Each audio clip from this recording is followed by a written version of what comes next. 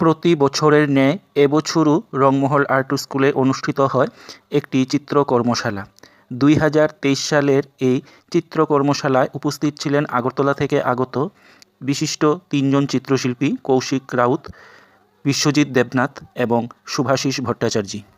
এই চিত্র কর্মশালায় 3 জন শিক্ষকের সঙ্গে উপস্থিত ছিল রংমহল আর্ট স্কুলের 26 জন ছাত্রছাত্রী।